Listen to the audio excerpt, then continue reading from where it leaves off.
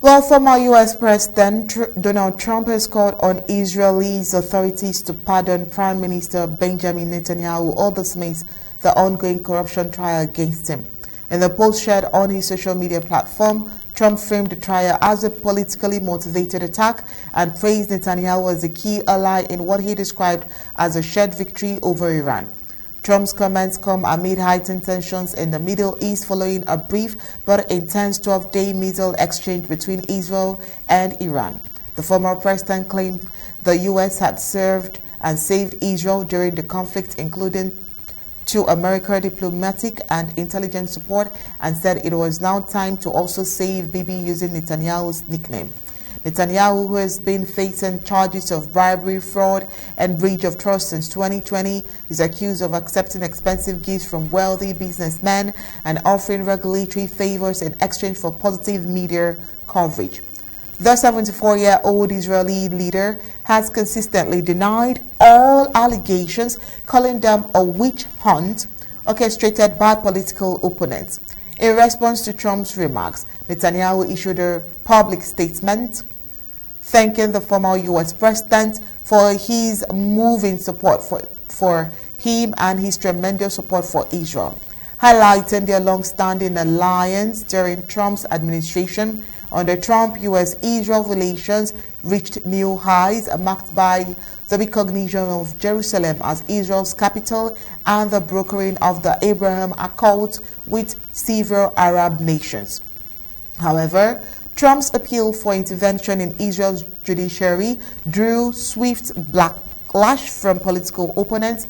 Yair Lapid, leader of the opposition Yesh Atid party, criticized the comments as inappropriate and dangerous. No foreign leader should intervene in the legal process of an independent state, Lapid said, emphasizing the importance of upholding judicial independence in a democracy. Legal experts in Israel also expressed concern over the implication of Trump's statement. According to them, since this is a blatant attempt to influence the judiciary and undermine the rule of law, said Dr. Michael Ben-Ari, a legal scholar of the Tel Aviv University.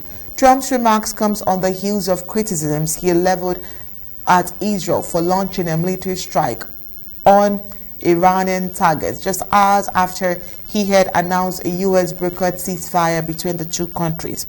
The Israeli government has not officially responded to that criticisms, but sources close to Netanyahu have downplayed the disagreement, framing it as a misunderstanding. As Netanyahu's trial continues, the political and legal stakes remain high. Despite the charges, he has managed to maintain his grip on power and recently secured a fragile government coalition.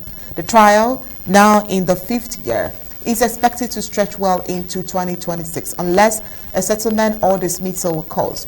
With Trump actively campaigning for a return to the White House in forthcoming election, U.S. President has continued engagement with Israeli politics could add further complexities to already volatile regional dynamics. Well, that's not all. The UN chief warns of record armed conflict, urging global action to prevent atrocities.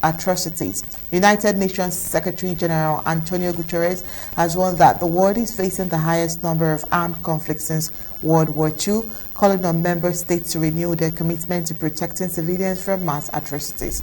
Speaking at the General Assembly meeting marking the 20th anniversary of the Responsibility to Protect doctrine, Guterres cited escalating violence and humanitarian crisis in regions like Gaza, Ukraine, Sudan, and Myanmar as urgent reminders of the global fight to prevent war crimes and protect vulnerable population. The question is, where is Amba in the mix of all of this? States must not look the other way when civilians are under threat, Guterres said, stressing that the responsibility to protect, adopted by the UN in 2005, remains a critical moral and political obligation to prevent genocide, ethnic cleansing, war crimes, and crimes against humanity.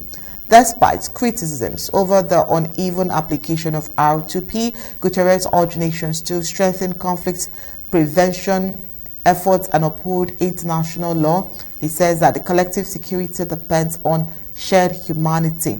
The speech comes amid rising geopolitical tensions and division in the U.S. Security Council, which has underscored challenges facing international cooperation and peace and human rights.